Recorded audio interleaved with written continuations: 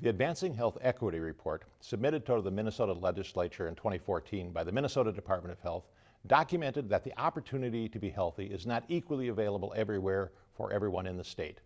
In particular, the report highlighted the fact that American Indians have higher rates of diabetes due greatly to the disruption of their way of life and replacement of traditional foods with unhealthy commodity foods.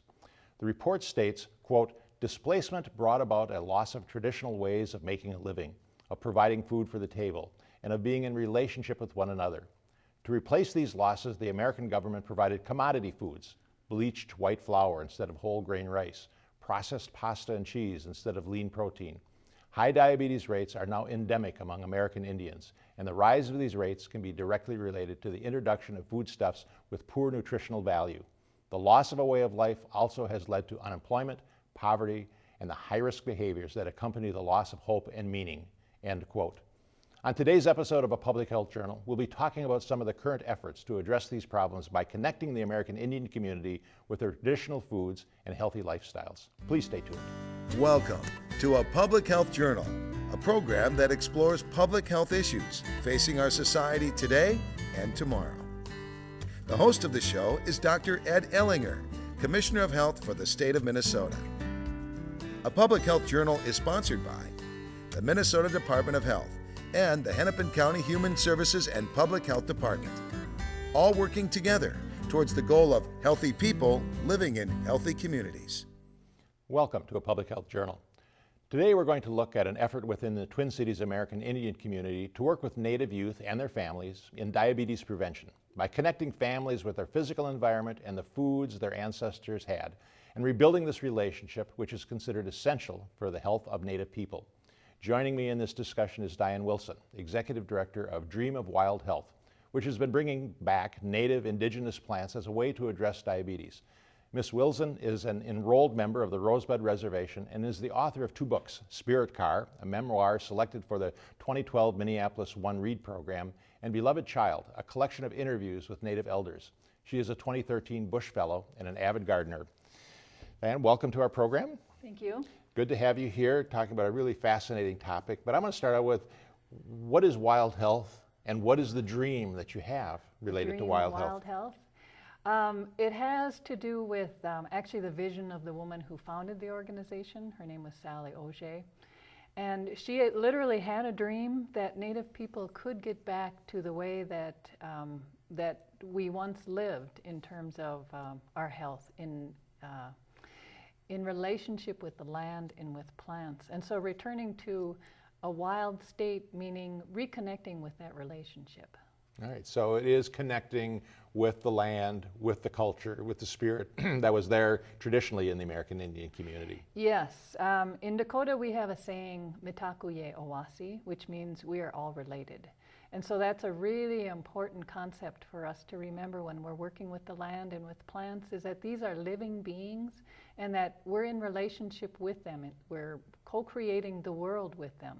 And so we have a responsibility to the way that we treat them, both as beings and in relationship to our food. Mm-hmm. And so how did you get engaged with the Dream of Wild Health? Well, years ago, I'm a gardener, and so I was really working on my own family history, and I heard about Dream of Wild Health growing out a collection of very old seeds that had been given to them by Cora Baker, a Potawatomi seed keeper. And so they had a little piece of leased land down in Farmington, and I heard about those seeds and I knew that I had to go and be part of it, because those seeds to me represented such an important part of our culture, such an important part of getting back to a traditional understanding of health. So I started volunteering and I have been there ever since. Oh, great. So when we look at issues, we always look at, what are the problems and how to address the problems, but we can also look at, what are the opportunities, what are the benefits that are there. Let's start with that piece. What is in American Indian culture, in American Indian history, in American Indian evolution in this land that really offers some real opportunity and some hope that they can really be a healthy population? Well, I'm really glad to hear you ask that question, because rather than focus just on symptoms, what we like to think about is the fact that for thousands of years, Native people have been extremely sophisticated agriculturalists, hunters and gatherers, and that knowledge about the plants, about the world that we live in, is something that has been an enormous gift to the world, to our culture. And so what we are really working to do is to make sure that our kids grow up knowing that gift to the world and having access to that knowledge. So that means relearning what the plants are, what our foods are, how to garden, how to cook. And then also the really important cultural piece of that, which is the fact that food was really at the center of culture for Native people because of that relationship that we have. And so the songs, the prayers, the ceremonies, they were all a really important part of our relationship to our food. And so we have an opportunity with our youth to make sure that they grow up knowing that this is a really important part of who they are. Now, certainly in Minnesota, we have a certain image of American Indians, and we have certain groups of American Indians here, but in our country, from one ocean to the other, we have a huge array of different kinds of American Indians who in different cultures. Is that basic culture, the connection to the land, the connection with relationships, the connection with the spirit, similar across all of those very diverse tribes? Well, it's always hard to make generalizations that would be absolutely true across all tribes, right. But I would say from my experience that it is that relationship to the land that is characteristic of an indigenous way of relating to the land. So that regarding the land itself, the water, the air, the plants, the animals, these are all beings that we're in relationship with. And that relationship is fundamental to who we are, as opposed to thinking about the land and your food as a commodity, where you focus more on the bottom line, on the profit aspect of it, which creates a very different food system from one in which you're in relationship. And so because the organization that I work with is intertribal, what we strive for is to look for those commonalities between our different tribes, and that relationship to the land, that relationship to plants, is one of the places where we really connect, that sense of reciprocity. So that before we plant, in the morning we always begin in circle. We always offer prayer, we smudge with sage, we approach our relationship from a sacred place. And so that's our way of connecting all of us across any kind of tribal difference. Now, we know over the last 500 years or so, a lot of those connections have been severed and broken. So what has been lost, and what has been the loss been replaced with, that has led us to where we are today, with having American Indians having some of the worst health outcomes and some of the worst economic conditions? You know, without going through all of the history, sort of what have we lost, and what have we replaced that loss with, that has led us to this certain situation? Well, when we think about Native history in this country, it actually spans thousands of years. So to me, it is, I like to think that the past 500 years is more of a disruptive time, and that we haven't so much lost anything as it is we have been disconnected from some of our fundamental teachings, and a big part of that has to do with our food. And so when you think about Native people being moved onto reservations, for example, and that traditional lifestyle of hunting and gathering in Minnesota in particular, with some cultivated foods, was replaced with commodity foods, and people were no longer able to follow a traditional lifestyle. And so that knowledge, you can lose those skills. You can lose your connection to those skills within a generation's time, and you see those rates of diabetes and heart disease begin to really escalate. And so what we're doing is restoring that relationship, that connection to that knowledge. All right, well, I want to get into that in a little more detail, but first we need to take a little break. We'll be back right after this message.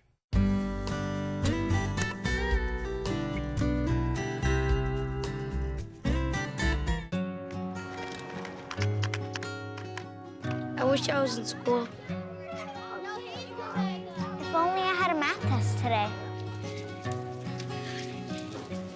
I'll I'll stay after class. I'll clean the chalkboard. I wish I was in school. School ends, but free lunches for your kids don't have to. Find your local food bank at feedingamerica.org/summer meals for help.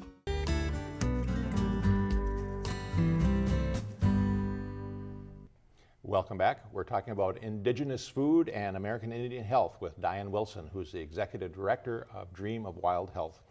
Diane, you were talking about, the loss of connection with the soil and the land and the cultivation and commodity foods, which is basically a way of keeping American Indians alive on reservations.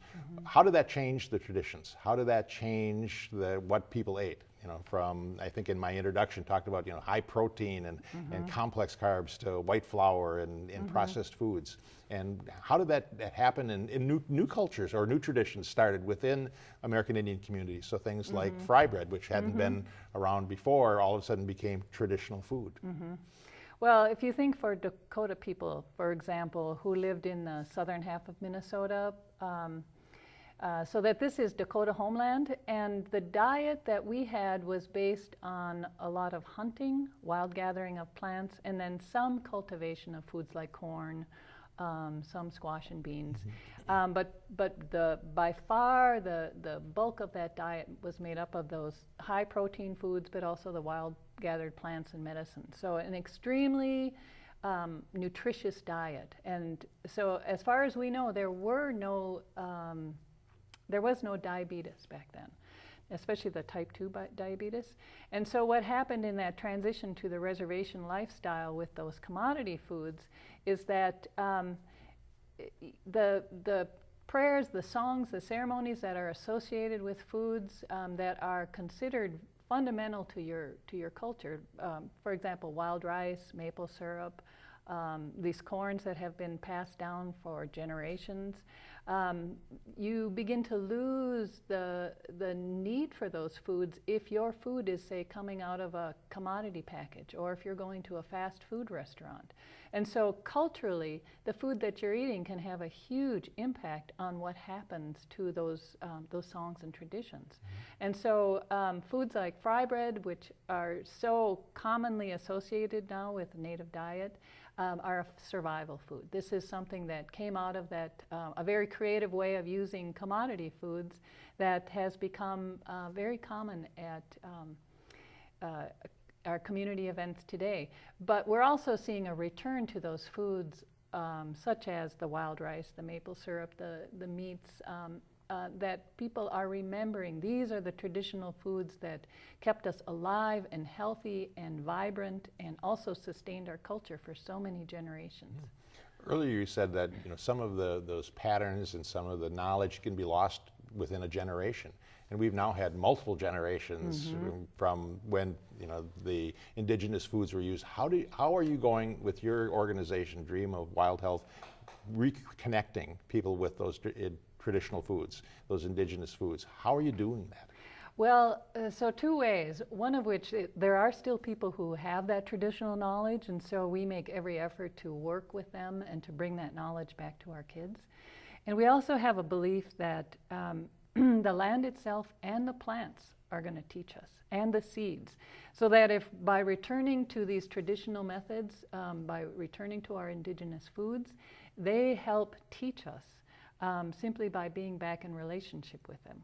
So by that I mean when you're planting the corn and you see what happens when you plant that corn, for example, you're back relearning from the plant itself, not about the plant, but from the plant.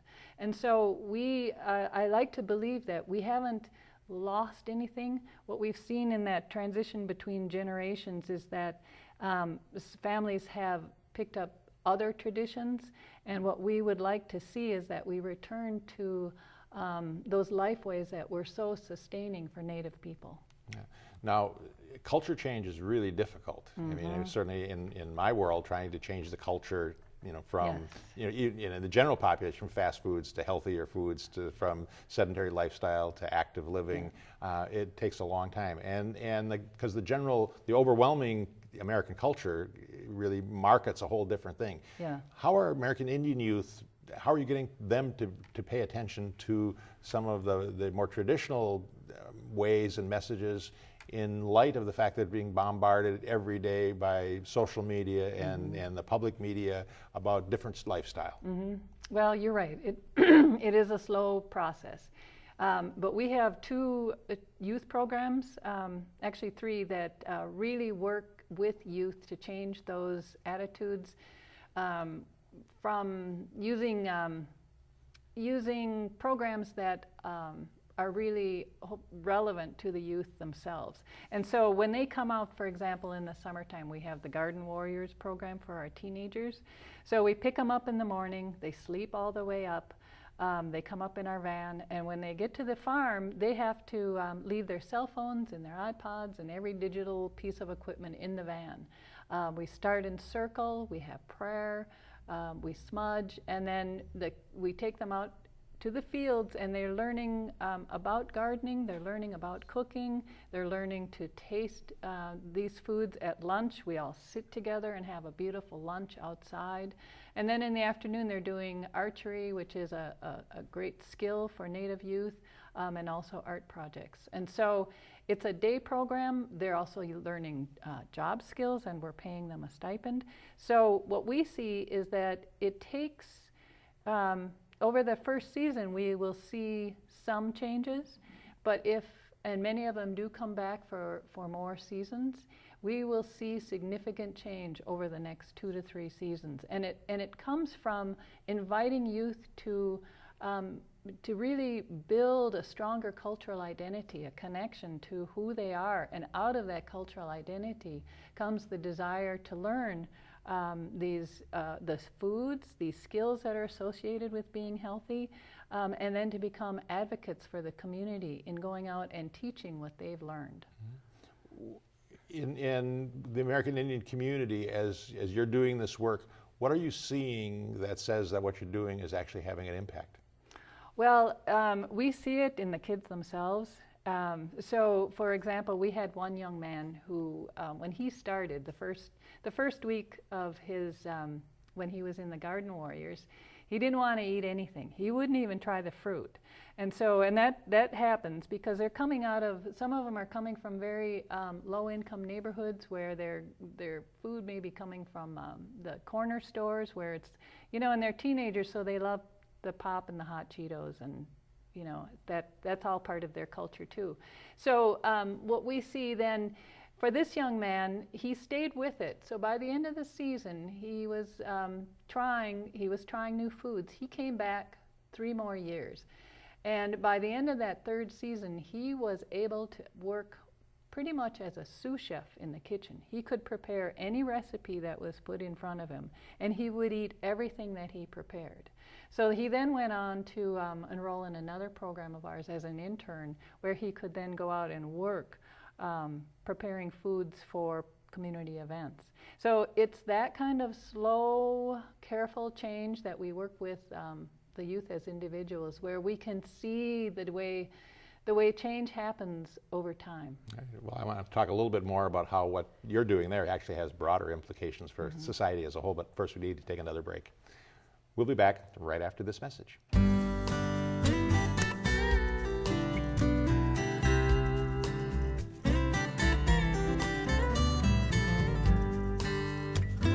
And we're out.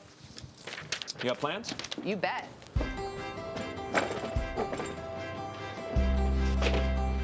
$50 million Americans struggle with hunger, but we can do something about it. Excuse me. What's going on? Dinner. Please join me in helping put food on their tables. Together, we can feed America.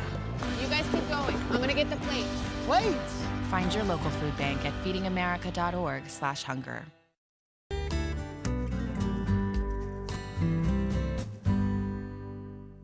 Welcome back. We're talking about Indigenous foods and American Indian health with Diane Wilson from the Dream of Wild Health program.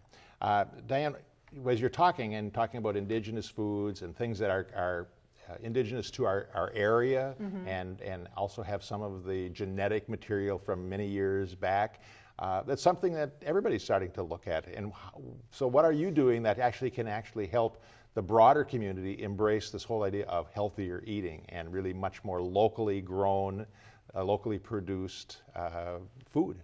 Well, it's a really exciting time in the Twin Cities in terms of the local food movement. We've got so many community gardens. People are really interested in growing food themselves in their backyards. And to me, this is all a return to what is a more traditional way of life for all of us. And the diabetes, for example, that affects the Native community is an issue across the country. And so it's an issue that we all need to be concerned with.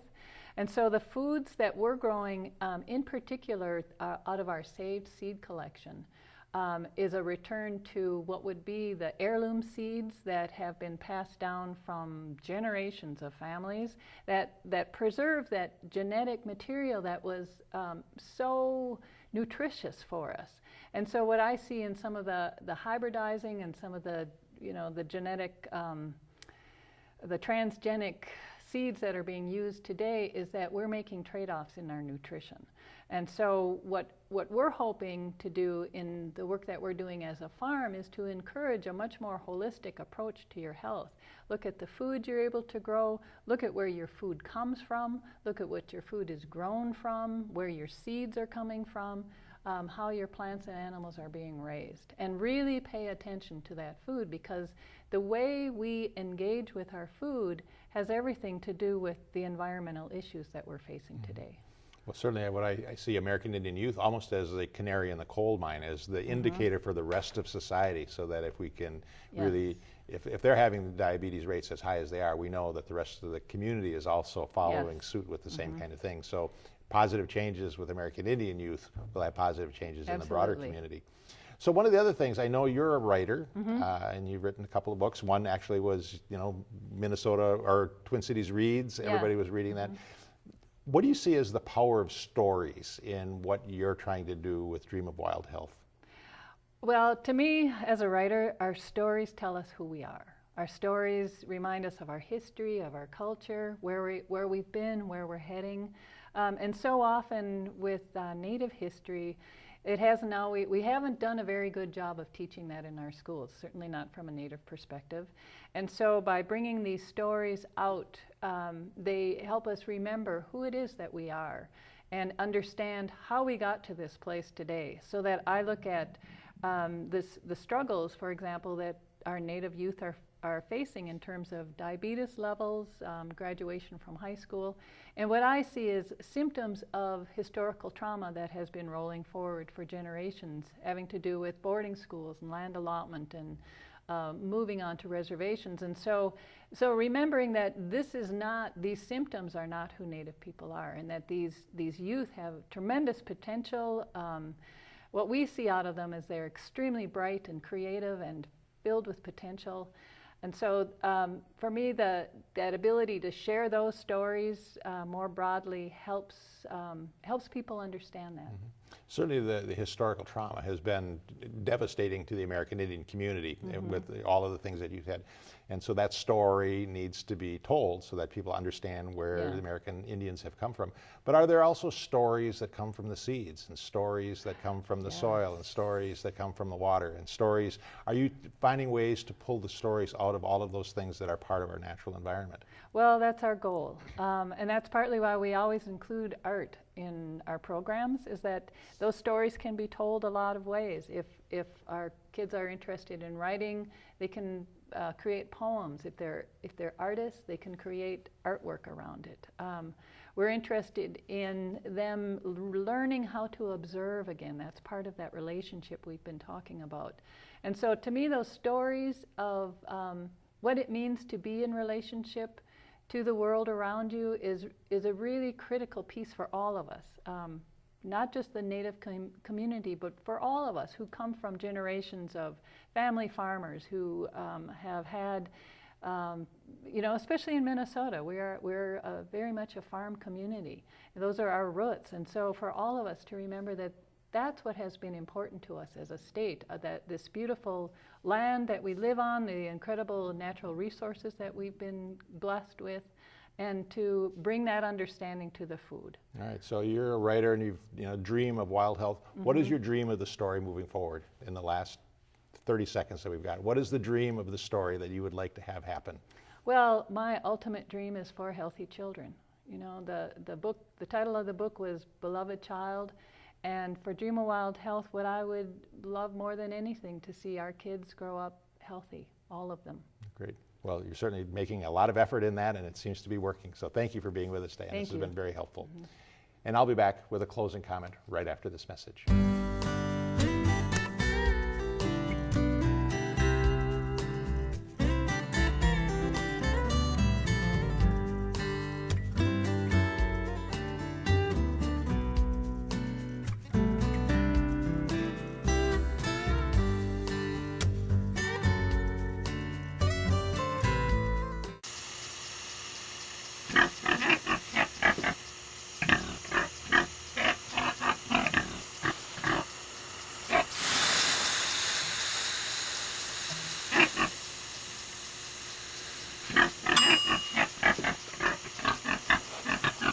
Cook foods to the right temperature using a food thermometer. 3,000 Americans will die from food poisoning this year. Keep your family safer. Check your steps at foodsafety.gov.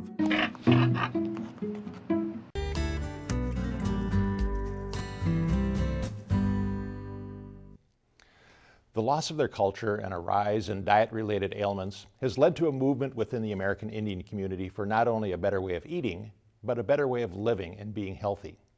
You heard about one of those efforts today, but similar programs are springing up throughout Indian country. All of these efforts recognize that being healthy is not just about being physically healthy, but also being mentally, spiritually, and emotionally healthy. They are embracing the definition of health by the World Health Organization that, quote, health is a state of complete physical, mental, and social well-being, not merely the absence of disease or infirmity, end quote. They also recognize that being healthy requires much more than just eating well and having access to good medical care. It requires being connected with your family, your community, your environment, and your history. The historical trauma experienced by Native peoples has severed or frayed all of those connections. However, many of the current efforts to reclaim the language and traditions of American Indian people have begun to restore those connections and heal some of those old wounds. Those efforts are showing promise and need to be supported because moving Native people toward a restoration of the health of their community will help restore their birthright as a healthy and productive people. And it would be wise for the rest of us to pay attention to those efforts because they may eventually be our salvation as well. That's all for today. Thanks for watching. I hope you can join us again on A Public Health Journal.